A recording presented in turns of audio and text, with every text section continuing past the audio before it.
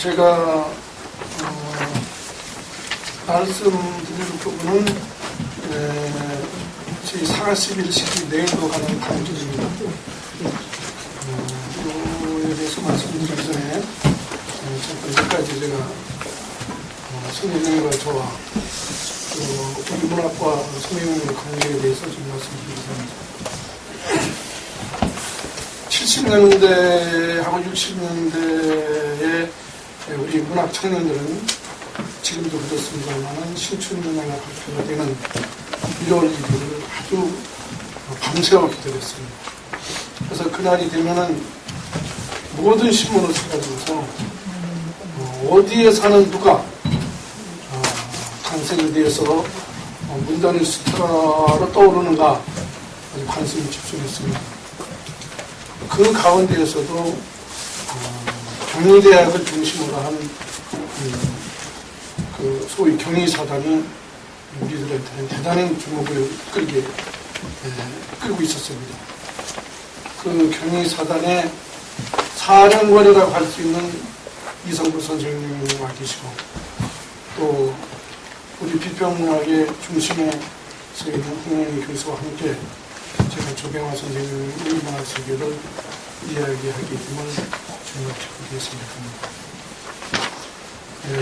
당시 경희대에는 조병화 선생님도 소설가 홍순원 선생님이 계셨고 홍순원 선생님이 계셨고 이분들은 사실 우리 문학의 대통령급의 영향을 가졌던 분들이었죠. 경희사단은 소위 60년대와 70년대에 열어갔던 우리 문학의 가장 화려했던 그런 문학의 무대이기도 했습니다. 조병화 선생님과 저하고는 여러 가지 인연이 있습니다만은 제가 근무하던 출판사 문학편집 편집위원을 맡으셨고 또 제가 언제 선생님 그 에세이를 표지 디자인을 했는데 하필이면 첫 페이지에 물론 그 본문도 제가 우리 회사에서 만들어드렸는데 오체가 났습니다. 특히 글을 쓰는 분들은 오체에 굉장히 민감을 하시고 또 아주 화를 잘 내십니다. 그래서 책을 빼들고 이제 죽었다 하고 선생님을 찾아뵈었는데 선생님은 오히려 오자가 재미있다고 그렇게 웃으시는 모습을 보시고 정말 대인적인 공부를 느낄 수 있었습니다.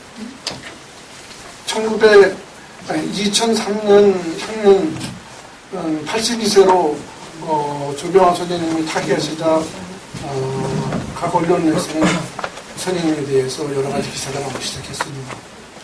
경성사범을 수석으로 입학한 준재인 그는 평범한 삶을 유복하게 살았으면서도 평탄한 삶을 유복하게 살으면서도 시 자체는 닿을 수 없는 그리움으로 가득 찼다.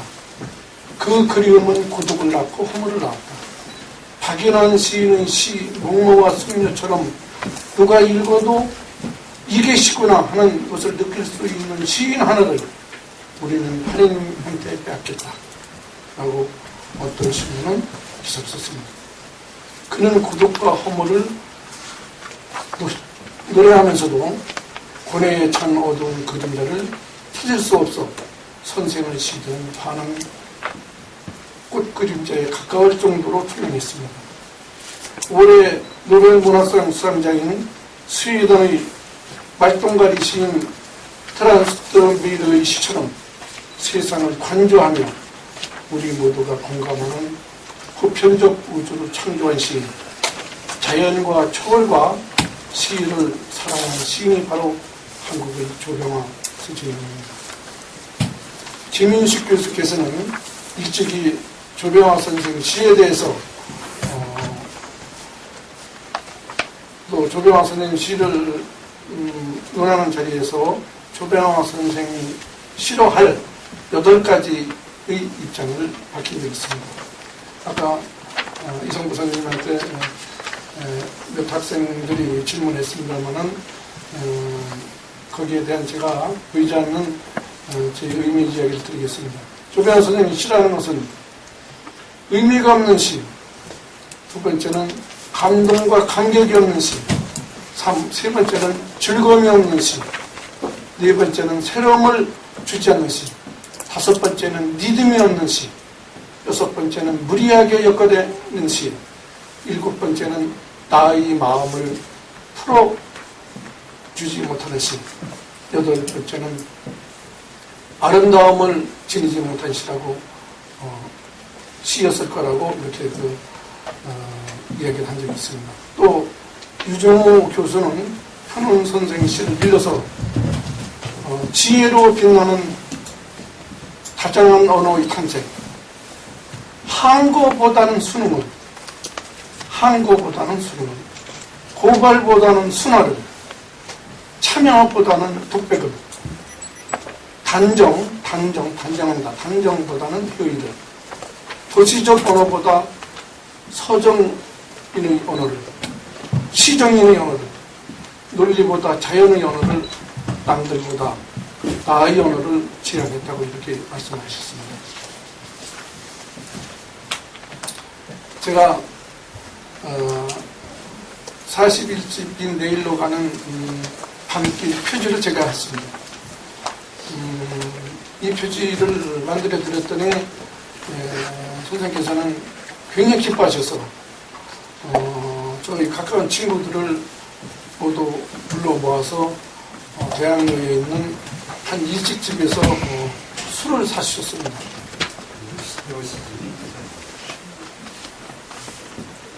이쁘죠? 네. 지금 가면은 그 일식집에 일식집이 좀 값이 비쌉니다. 그게 흠인데 지금도 제가 쓴 시가 거기에 걸려 있습니다. 제가 잠시 읽어보겠습니다. 시인 유재영. 동의회를 잘한다는 대학로 2층 초밥집 석정. 김재홍, 김종철, 유재영.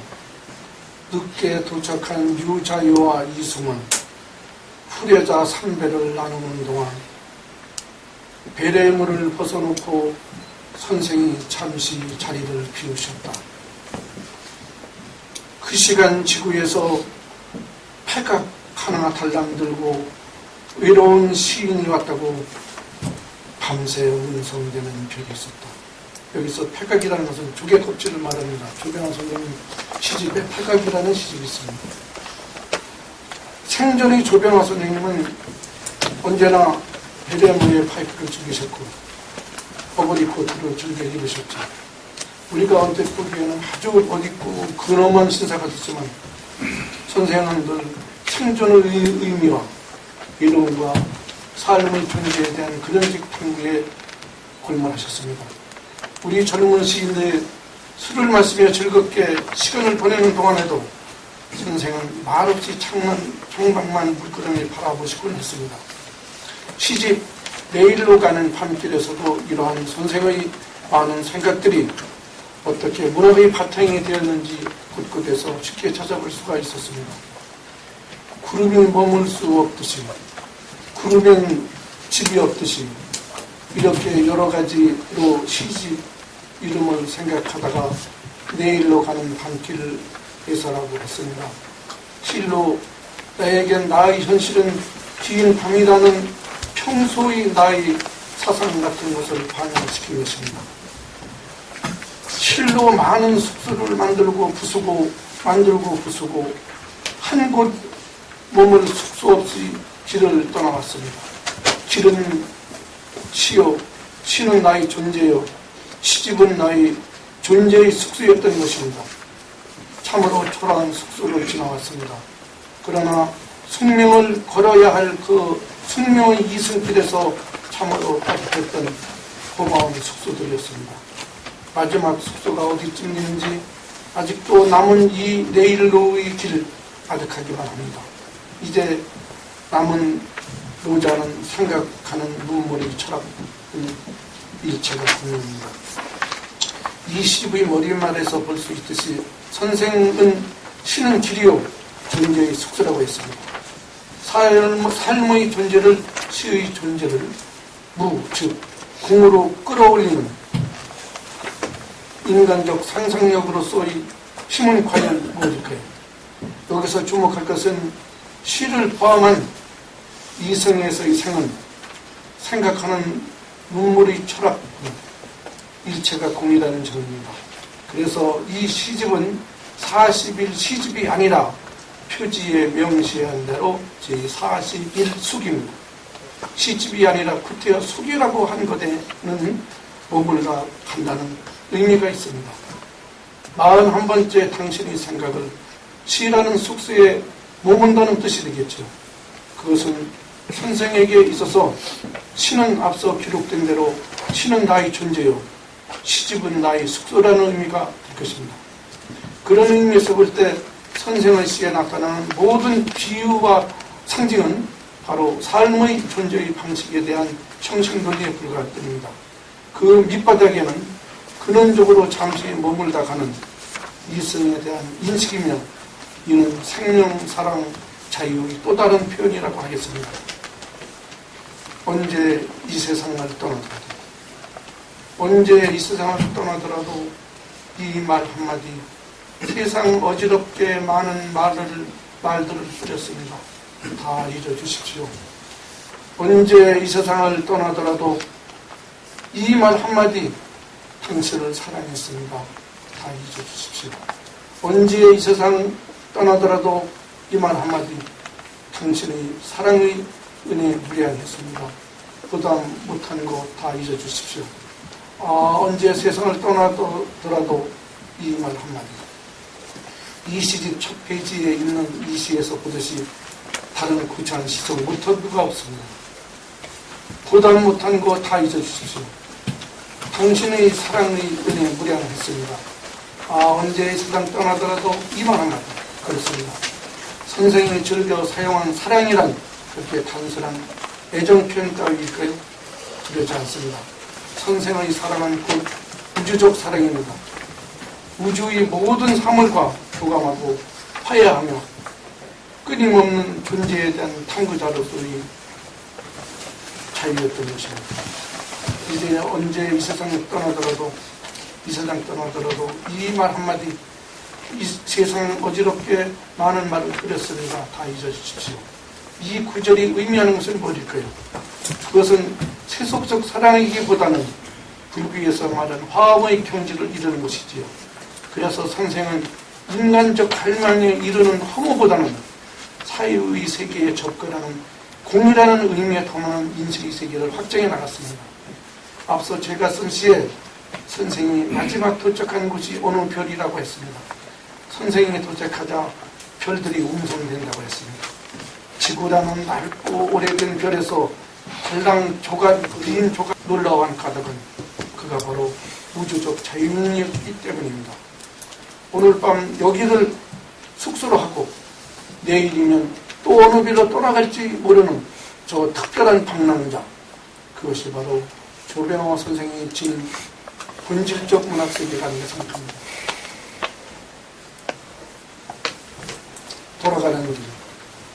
돌아가는 하늘 위에서 내가 술을 마시는 것은 하늘 위로 비상을 망각하려 하며 지상으로 추락을 또한 망각하려 함이로다. 한없이 취해서 돌아가는 이 황은 하늘 위에서의 이 하늘이 너무 멀구나. 마지막 편지. 수억 년 걸려서 겨우 지금 도착한 먼 별의 차가운 별빛 아래서 지금 수백 년 걸려서 당신에게 도착할 이 편지를 쓰고 있습니다. 하늘. 조국의 하늘이 나의 하늘이로다. 돌아가는 길에서 보았듯이 선생의 사유는 종로나 의지로 고향 난시리가 아니라 하늘 위의 하늘입니다. 술을 마시는 것은 우주의 대상으로 자유인이 누릴 수 있는 유일한 우연입니다. 한없이 취해서 돌아가는 이 황혼이란 바로 앞으로 펼쳐질 세계에 대한 미래의식입니다. 그것이 우리는 영혼이라고 하기로 합니다.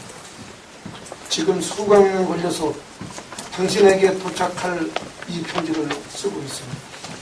그렇습니다. 선생을 씌우는 편지입니다.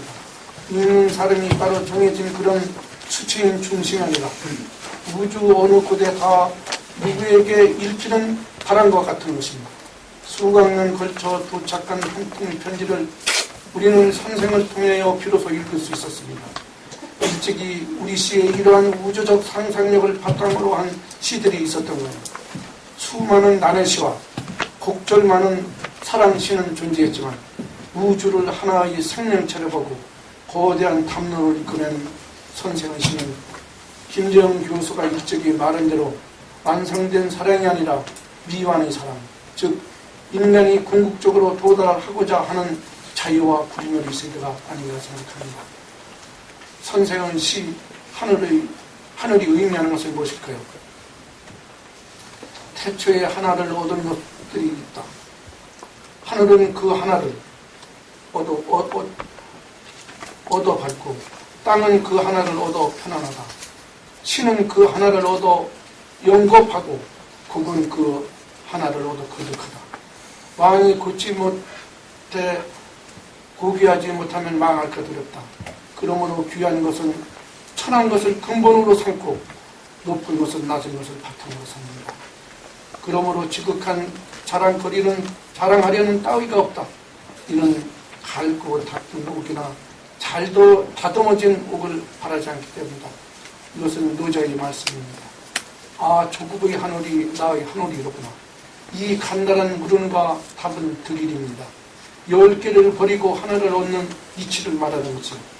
넓은 의미에서 해석하자면 큰 하늘도 하나, 작은 나도 하나에 불과하다는 뜻입니다. 천득일일천, 하늘은 하나를 얻어 평안하고 지득일이여, 땅은 그 하나를 얻어 편안하다의 즉 이는 하나된 우주의 생명관을 의미합니다. 선생의 일한 우주관은 일찍이 시로 쓰는 자서전 세월은 잘한다에서 몰입안에 있습니다. 내가 기성 종교를 잊지 않고 내가 나의 경험으로 나의 종교를 추구해왔듯이 주어진 종교가 아니라 찾아가는 종교처럼, 주어진 종교가 아니라 발견해가는 종교처럼 그렇게 항상 나의 미지의 세계로 이끌어주는 것은 죽음이며 그리움이며 사랑이며 꿈이었습니다. 무엇보다도 허무 그 고독이었습니다. 그 고독은 내게 있어 적막한 희열이었습니다. 이처럼 선생은 기존의 어떤 시론이나 종교에 이끌리지 않고 독자적 정신세계를 바탕으로 자유롭게 삶 가지고 정신과 물질, 사랑과 꿈, 공과 허의 일차성의 초극적 세계에 도달할 수 있었습니다. 그러므로 선생의 시는 한 민족의 시인이라기보다는 더 넓은 의미에서 세계를 가늠하는 시민 시인이라고 할 수 있겠습니다. 그러니까 되게 선생의 시는 언제나 경계를 뛰어넘고 시대를 초월하며 때로는 이토끼를 세우고 먼 길을 떠나가는 보헤미안의 모습으로 때로는 지상의 모든 햇빛과 바람과 강물을 배경으로 따뜻함을 보여주는 구성의 시약으로 우리에게 자유는 다가오는 것입니다.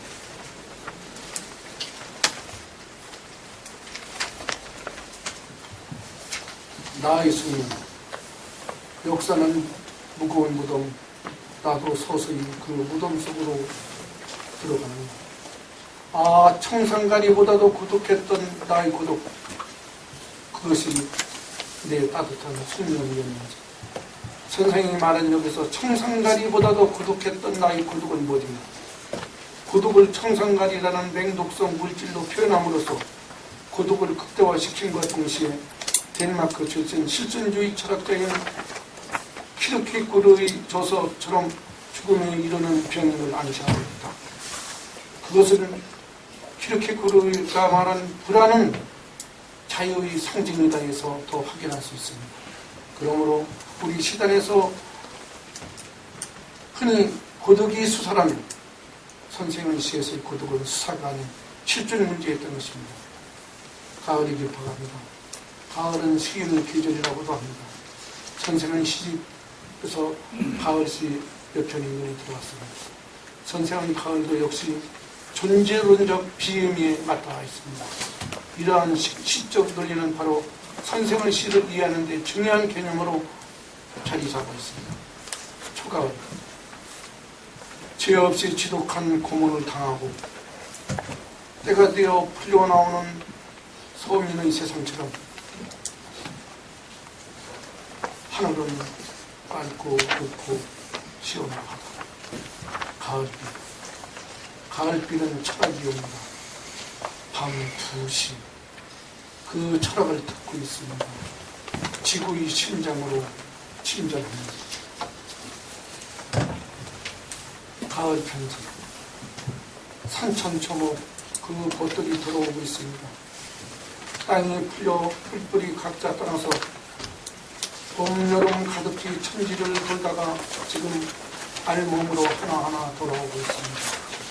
뜨거운 전투에서 살아남아 돌아오는 병사들처럼 말없이 그들이 무겁게 쩔뚝쩔뚝 돌아오고 있습니다.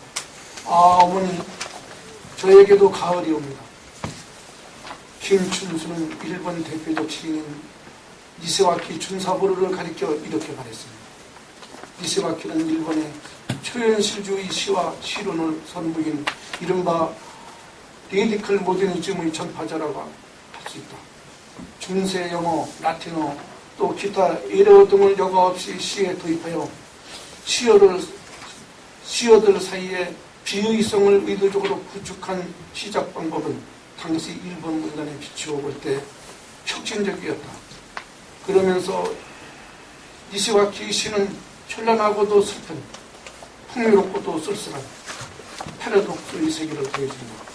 그는 가장 현대적이면서도 가장 고대적인 면모를 보여준 시입니다. 말하자면 그는 어느 시대에든 두루 통하는 그런 시인으로서 동서고금의 서정시가 간직한 서정을 그대로 간직하고 있다. 여기서 선생의 시와 이세와키 준사부로 시의 같은 장과 다른 점을 말하자면 선생은 이세와키 준사부로와 같은 초현실주의 시인은 아니지만 현란하고도 슬픈 풍요롭고도 쓸쓸한 패러독스의 세계에서 동서고금의 시대에 두루 통하는 그런 서정시를 쓰셨다는 사실입니다. 봄날 아침에도 내 시칠리아의 파이프에는 가을이 소리가 난다.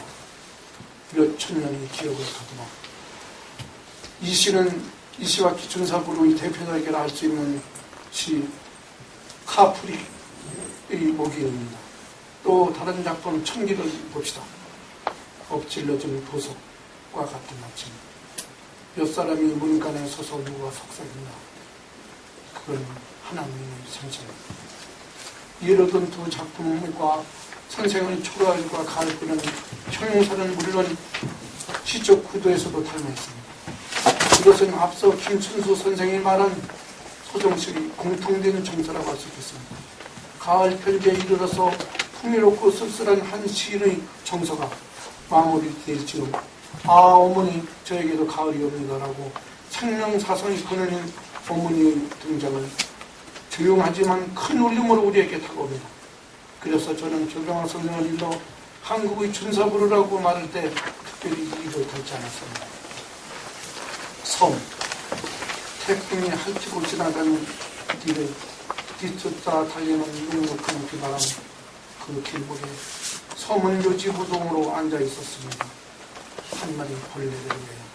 이 시는 선생의 작품 중에서도 제가 제일 좋아하는 시입니다.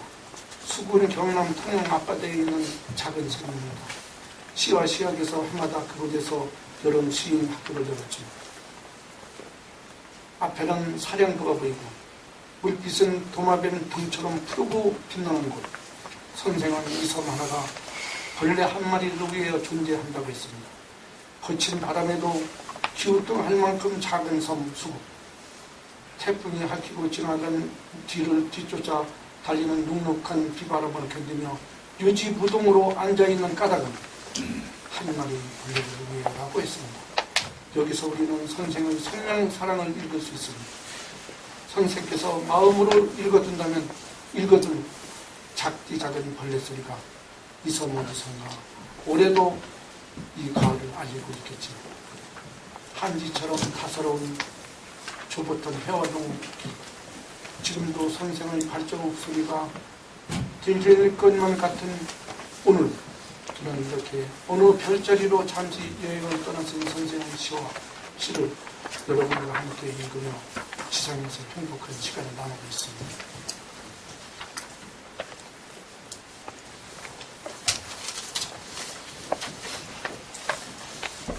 선생의 이름상처럼 들려오는 시 한 편을 소개하며 저도 내일로 가는 단편에서 잠시 헤어졌던 선생을 다시 한번 만나야 될 것 같습니다. 아직도 발길에 남아있는 보랏빛 밤새 연기를 떠오릅니다. 그리고 아까 우리 이성부 선생님께서 좀 청년 이성부, 우리가 기억하는 영원한 그런 청년 시인이었는데 신 머리칼에 이 편원 선생 시를 읽을 때 저는 정말 마음이 울컥했습니다. 우리가 나이가 먹어가면서 점차 편원 선생 시에 가까이 다가가는 게 아닌가 그런 생각을 했습니다. 가랑이, 우리 한동안 같은 하늘에 같이 매달려 있다가 때가 되어 이렇게 헤어져 가면 다시 만나지 않는, 어찌 다시 만나지? 가을이 되어 너는 그곳으로, 나는 이곳으로 따로 떨어져 가면 이제 잊어버릴세 한들 어찌 이 인사가 마지막이 아니리. 세찬 이 세월의 바람에 떨어져 나가면 다시 만나지 않는, 어찌 어디서 다시 만나.